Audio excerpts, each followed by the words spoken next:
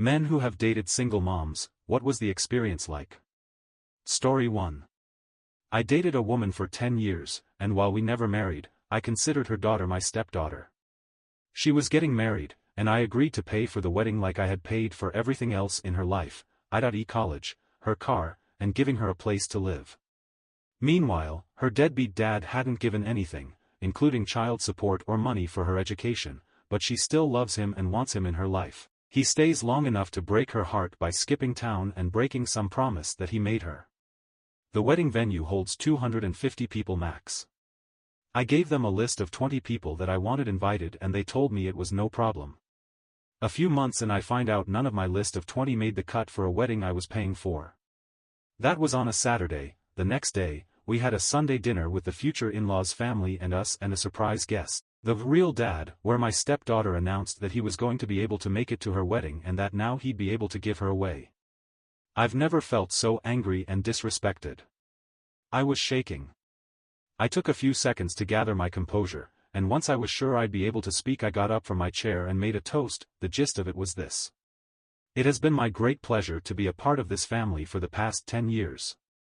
At this point in my life I feel I owe a debt of gratitude to bride and groom, because they have opened my eyes to something very important. They have showed me that my position in this family is not what I once thought it was. Though I once thought of myself as the patriarch or godfather of the family, it seems instead that I hold the position of an ATM, good for a stream of money, but not much else. As I have been replaced as host, both on the invitations and in the ceremony, I am resigning my financial duties as host to my successor, real dad. So cheers to the happy couple and the path they have chosen. I finished my drink. You all can let yourselves out. I'm done with my stepdaughter. I'm done with my girlfriend. I transferred the money out of our joint account last night. This morning I called all the vendors I had written checks to for deposits to refund my money. At present it looks like I'll lose around $1,500 for the venue, but the other vendors have been great about refunding. Lesson learned, no more dating single moms and their ungrateful kids. Story 2. I tried getting into a relationship with a single mom. She was 22 years young with a 2-year-old. That's important because 1, even though she was forced to mature quicker due to having a kid, she still had 22-year-old tendencies with her thoughts and wants being all over the place, and 2, the kid was barely 2 years old. Meaning her previous relationship with her child's father was fresh and I essentially would be the rebound. She still has lingering feelings for her child's father, and since he's in his child's life, as he should be, he was almost always around and she saw him multiple times a week. On top of that, I travel for work. On top of that, she drinks heavily. It was a high probability that she would have either hooked up with him while I was away at work or dumped me to get back with him, due to wanting her family unit together again. In the end, none of those risks were worth my time. Now, I have a friends with benefits situation with a single mom who is 32 years old. Her tubes are tied. Her kids are older, 12 and 10. The father isn't involved and she's more than 7 years removed from that relationship.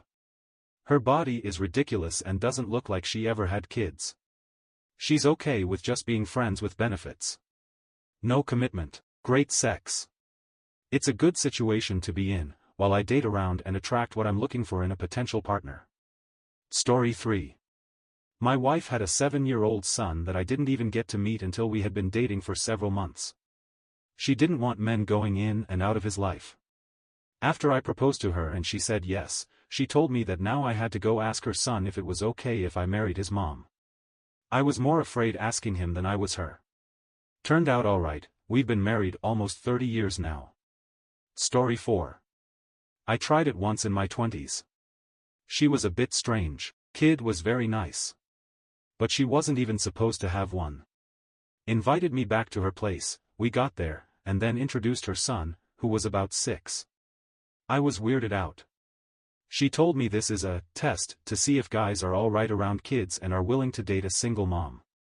Plus she gets no or few replies if she says she is a single mom. I saw it as a kind of test of honesty, and she failed. I didn't go out with her again. Or any other single mom. I wasn't ready to be a dad either. Heck, if she'd been honest, she might have found somebody who was. Story 5. My ex had at the time a 3-year-old autistic son. When I met them, he had no supports and was pretty difficult to deal with. I had connections at early intervention due to my study, and so I made them aware of him, and they realized they had overlooked him and he had gotten lost in the system. His father also had little to do with him, and over time he decided to call me daddy. I loved him like he was my own. It's a long story, but I didn't realize that she had a history of overlapping relationships, and she had done it to the guy before me, with me when we met. She ended up doing it to the guy after me, having me look after her son to go out with friends, when she was actually dating said guy. I didn't learn of this until post-breakup. Like you, leaving her was easy. Losing her son was the most difficult thing I have had to go through. I grieved as if he had died. It ironically would have been easier if he was mine biologically, as I would have had rights. I fell into a deep depression because of it. Story 6. I was engaged to a single mom once. Met her son when he was 8 and he and I got along great. His dad wasn't all that active in his life, so he essentially became my stepson.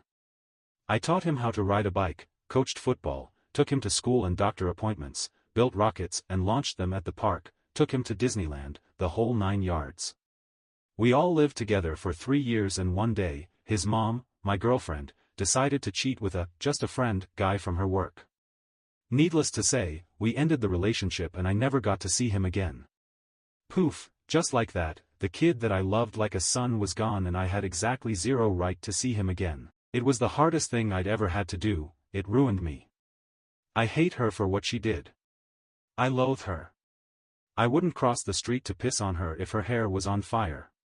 Leaving her was easy, leaving him wasn't. After that, I won't date single moms seriously again unless her kids are significantly older. The risk of that hurt coming back to haunt me isn't anything that I think I could withstand again. Story 7. I dated a girl who had a 2-year-old. The father had cheated on her. Her and I dated for a number of months, while they were involved in a pretty fierce custody dispute. I was very supportive throughout the whole thing. When it was all done, she ended up dumping me and going back with the dude. I don't think I could date another single mom again without the feeling that she secretly wants to have her family all back together again, and I'm just chopped liver. No man wants to feel like a consolation prize. I think I'd just rather be alone. Story 8. You think you have baggage when the baby daddy is still alive? It's even worse when the one they loved before you died, because now you're going to see them grieving quite a few times and still giving emotions to a man that isn't you. Yes, you're being compared to someone who's dead, and I'm not saying that is wrong, that's just reality. At least when the baby daddy is alive and she's still with you, you know she loves you. When the baby daddy is dead and she still loves him, her heart is beating for someone whose own heart isn't, and it would be understandable either way for a man to be patient and understanding, but also feel a little resentment. Story 9. I will never date a single mom again. Reasons: baby daddy always will be there. He can sabotage the relationship in many ways. Also, if he was a scumbag and makes just the slightest of improvements, there's always a risk of your girl going back to her child's father, due to wanting her family unit together again.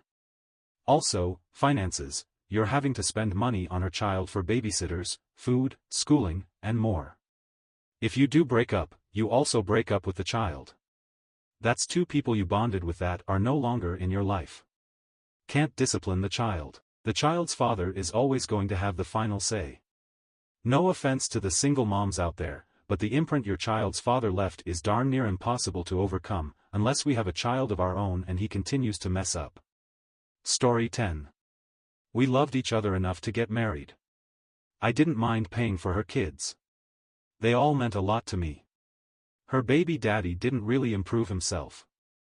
I made the mistake of co-signing on her lease so she wouldn't be homeless. When he heard she signed a lease with another man as a co-signator, he got really depressed, got heavy into meth and booze. She felt badly, and took him back for the kids. She didn't want her kids to lose their dad, despite the crappy way he treated her. And they've since broken up again because he was abusive. I don't begrudge single moms, but just be advised that they can pretty much justify anything by simple saying, "I'm doing this for my kids." I get that the kids come first, always. But if it's between my wallet or my credit and her kids, you can guess who's winning. Thank you for watching. If you enjoyed this video, give it a like and subscribe to the channel. We'll see you in the next one.